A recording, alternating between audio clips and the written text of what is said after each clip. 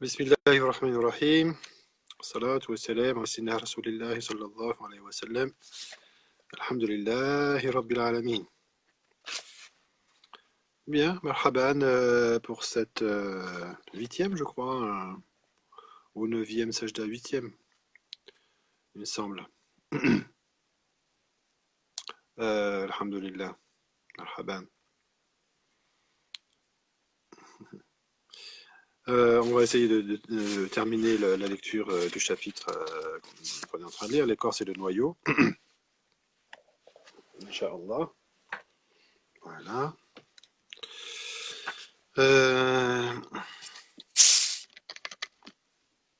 Bismillah.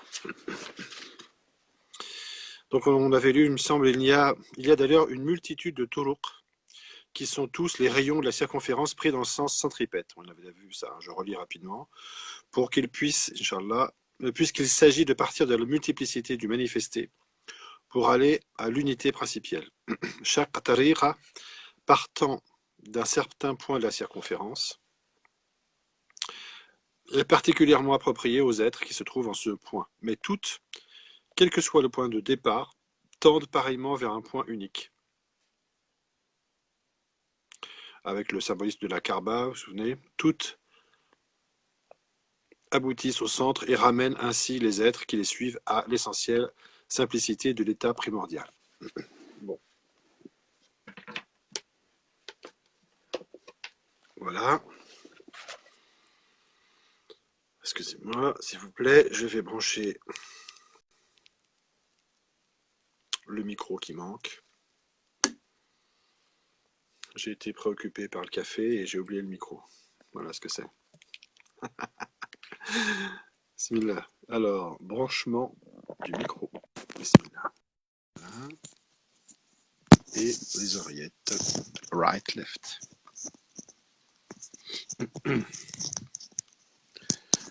Afwan. Afwan il Jamir, en l'occurrence, une personne. Alors, bismillah. Voilà. Donc, toutes aboutissent. Wa alaykoum salam wa rahmatullah. Marhaban, Sidi Mohamed.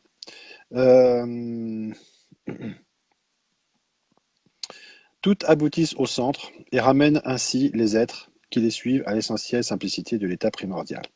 Bismillahirrahmanirrahim. Les êtres, en effet, dès lors qu'ils se trouvent actuellement dans la multiplicité, sont forcés de partir de là pour quelque réalisation que ce soit. Mais cette multiplicité est en même temps, pour la plupart d'entre eux, l'obstacle qui les arrête et les retient. Les apparences diverses et changeantes, c'est-à-dire les caractéristiques de la multiplicité, les empêchent de voir la réalité, si l'on peut dire, comme l'enveloppe du fruit empêche de voir son intérieur. Et celui-ci ne peut être atteint que par ceux qui sont capables de percer l'enveloppe. Percer l'enveloppe. C'est-à-dire de voir le principe à travers la manifestation. Et même de ne voir que lui en toute chose. Car la manifestation elle-même, tout entière, n'en est plus alors qu'un ensemble d'expressions symboliques.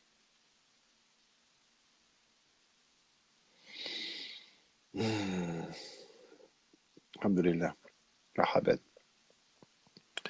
L'application de ceci à l'exotérisme et à l'ésotérisme entendu dans leur sens ordinaire, c'est-à-dire en tant qu'aspect d'une doctrine traditionnelle, est facile à faire. 2 points.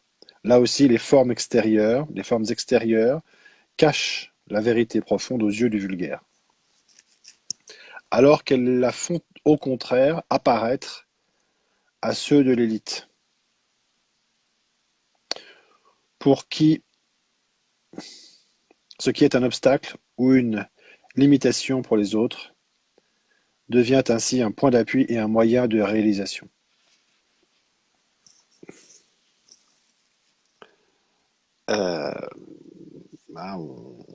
on a fait un article, il y a un article sur le Porteur Savoir sur cette question-là, si on peut dire. Ça vient partir à propos du verset qui montre les gens qui raillent le prophète, parce qu'il marche dans les souks. Hein. La notion que quand Allah veut du bien à quelqu'un, il montre les khususiyat, les particularités essentielles, spirituelles de l'être. Et quand il veut le voiler à quelqu'un, il lui montre sa basharia. Le voile de la basharia, dit le Cheikh Charalani, c'est-à-dire de l'humanité de l'être, est le pire des voiles qui puisse exister pour un mouride. Et c'est un Dora, il insiste fortement le Dora de demander qu'Allah Ta'ala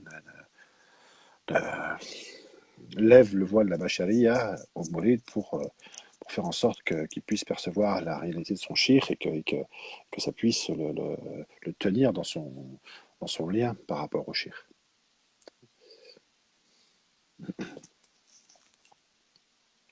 Il faut bien comprendre que cette différence,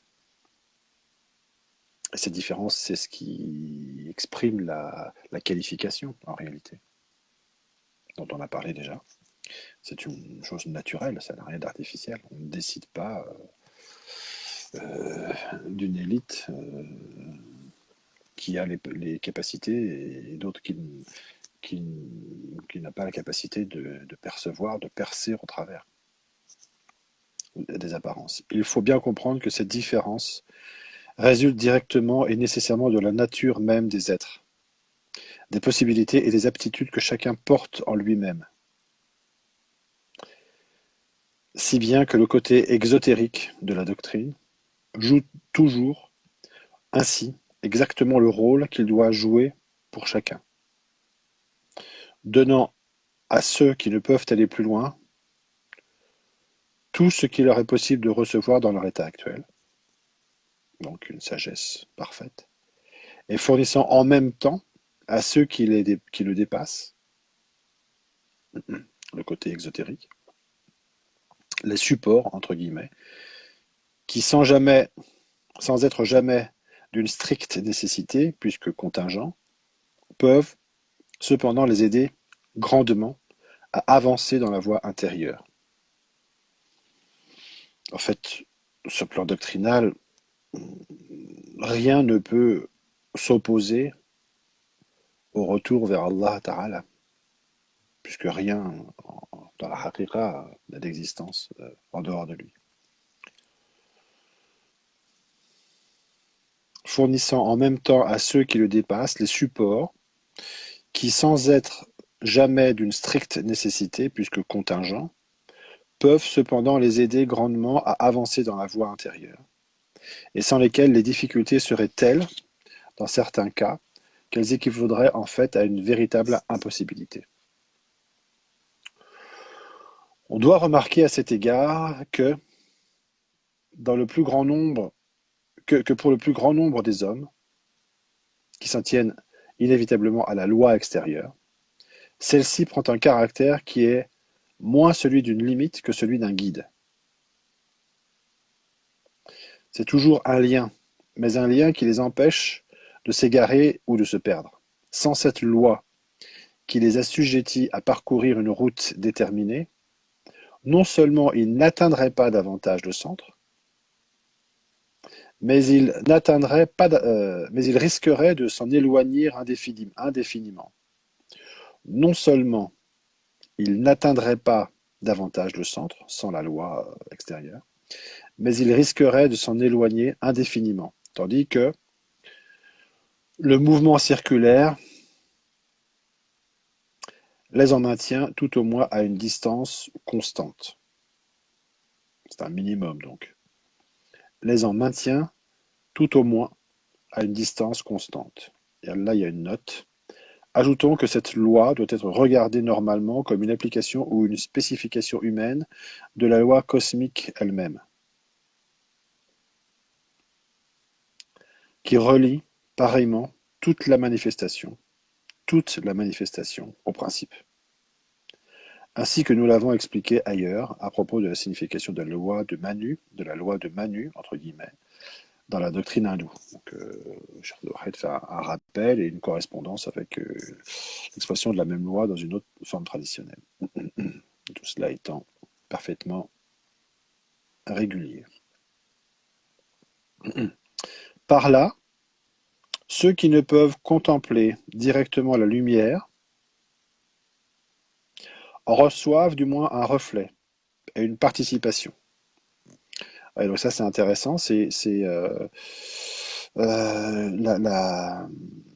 les différents modes de participation au principe. Une contemplation directe, un reflet et une participation,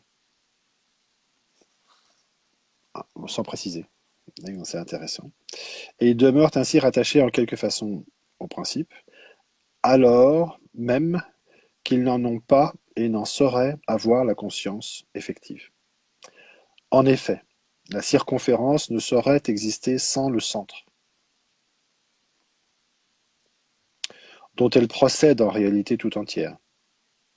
C'est une question de conception de la dynamique, du centre. Quand le centre s'exprime ou se développe vers l'extérieur, ou quand de l'extérieur on veut rejoindre le centre. Je continue. En effet, la circonférence ne saurait exister sans le centre, dont elle procède en réalité tout entière. Et si les êtres qui sont liés à la circonférence ne voient point le centre, ni même les rayons, chacun d'eux ne s'en trouve pas moins inévitablement à l'extrémité d'un rayon, dont l'autre extrémité est le centre même. C'est pour ça que le Cheikh Al-Akbar dit que enfin, c'est pour ça, je veux dire, c'est un aspect qui justifie, semble-t-il, l'affirmation que la sharia est une haqiqa. Ensuite, en réalité, la sharia, elle est elle-même un reflet de la haqiqa, sous ce rapport-là. Seulement, c'est ici que l'écorce s'interpose et cache tout ce qui se trouve à l'intérieur.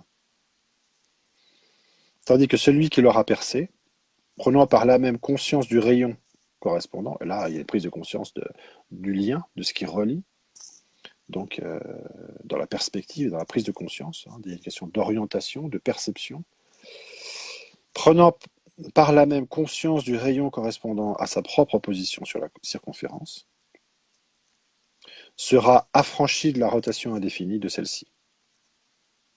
On parlait de la dynamique circulaire précédemment et de la dynamique rectiligne à propos de la circonférence et du rayon. Sera affranchi de la rotation indéfinie de celle-ci et n'aura qu'à suivre ce rayon pour aller vers le centre. C'est tout simple, quoi. En fait, voilà, c'est-à-dire que il n'y a pas d'autre solution pour rejoindre le centre que prendre une tariqa.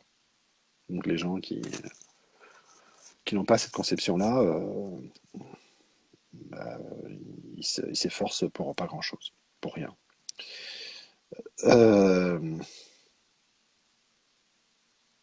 Celui-là donc sera affranchi de la rotation indéfinie de celle-ci et n'aura qu'à suivre ce rayon pour aller vers le centre. Ce rayon est la tariqa, par laquelle, partie de la sharia, il parviendra à la haqiqa. Là, on voit qu'il s'agit d'un mode de compréhension logique, mais il n'est pas question de partir de la. Quand on dit partie de la sharia, c'est un point de départ, mais ça n'implique pas une exclusion, bien sûr. Il faut d'ailleurs préciser que dès que l'enveloppe a été pénétrée, on se trouve dans le domaine de l'ésotérisme. Cette pénétration étant dans la situation de l'être par rapport à l'enveloppe elle-même, une sorte de retournement. En quoi consiste le passage de l'extérieur à l'intérieur? C'est même plus proprement, en un sens, à la tariqa que convient cette désignation d'ésotérisme, car, à vrai dire, la haqiqa est au-delà, est au-delà de la distinction de l'exotérisme et de l'ésotérisme. Ça revient sur les finesses des définitions. Si on considère que la haqiqa est au-delà de toute spécification, bah, elle est au-delà de la spécification de l'exotérisme et de l'ésotérisme, qui sont alors à considérer comme les deux faces, mais la haqiqa est au-delà et n'est pas comparable sous ce rapport. Le centre apparaît bien comme le point le plus intérieur de tous. Mais, dès qu'on y est parvenu, c'est-à-dire dès qu'on est vraiment soufi, hein, pour les gens qui ont suivi les définitions précédentes, il ne peut plus être question d'extérieur ni d'intérieur. On est dans le centre. Et il n'y a plus de distinction de rayon, ni d'aboutissement de rayon, ni de quoi que ce soit. Dès qu'on y est parvenu, il ne peut plus être question d'extérieur ni d'intérieur, toute distinction contingente disparaissant alors en se résolvant dans l'unité principielle. C'est pourquoi Allah, subhanahu wa ta'ala, de même qu'il est le premier et le dernier, al-awwalu wal-akhir, il y a une note, c'est-à-dire comme dans le symbole de l'alpha et de l'oméga, le principe et la fin. Là, il y a une passerelle dans une autre terminologie et tout à fait orthodoxe, toujours. Allah qui est, subhanahu wa ta'ala, c'est pourquoi Allah, de même qu'il est le premier et le dernier, entre guillemets pour citation, est aussi l'extérieur et l'intérieur. Car rien de ce qui est ne saurait être hors de lui. Al-Zahir wal-Batin. Et en lui seul est contenue toute réalité, parce qu'il est lui-même la réalité absolue, la vérité totale. Huwa al-Haqq. Misr, 8 Ramadan 1349 Hijriya. Il y a une note après Al-Zahir wal-Batin. On pourrait aussi traduire par l'évident, Al-Zahir, par rapport à la manifestation, et le caché, entre parenthèses, en soi-même, ce qui correspond encore aux deux points de vue de la charia, entre parenthèses, d'ordre social et religieux, donc l'évident, et de la haqiqa, entre parenthèses, d'ordre purement intellectuel et métaphysique. Al-Zahir wal-Batin. D'accord ? Quoique cette dernière puisse aussi être dite au-delà, la haqiqa, de tous les points de vue, comme les comprenant tous synthétiquement en elle-même. On dit dans une qasida Al-awwalu man wal-akhiru man al-zahiru man wal-batilu man. Allah jalla jalaluhu. Alhamdulillah, alhamdulillah, Allahu a'lam, wa barakallahu fikum. Je suis à vos dispositions. Euh, la prochaine fois, bah, je pense qu'on va continuer comme ça parce que là, on a tellement de bases importantes qui sont exposées dans ces chapitres. Al-Tawhid, Al-Faqr, Al-Ruh et d'autres que on aurait vraiment tort de s'en priver et d'autant que ça répond à l'esprit qui anime le travail qu'on fait. Alaykoum salam wa rahmatullah. Barakat aussi dit beau cœur, akhi. Ce qui est de l'esprit de la Jalsa, qui est de répondre aux questions. Là, on pourra le détailler, mais enfin, les gens qui ont posé des questions à ces sujets-là trouvent les réponses, sans qu'on ait besoin de s'y appesantir. Mais voilà, moi, je suis toujours à disposition s'il y a des questions à poser, des détails éventuellement, Inch'Allah, que je puisse préciser. Inch'Allah. Bon, bah écoutez, je pense que mon café doit être à bonne température, Inch'Allah. J'espère qu'on aura l'occasion un jour de pouvoir partager un shadili, comme on dit à Tunis. Inch'Allah ta'ala. Alhamdulillah, wa barakallahu fikum. Sallallahu ala sayyidina Muhammadin ibn Abdillah sallallahu alayhi wa sallam. Wassalamu alaikum wa rahmatullah wa barakatuh.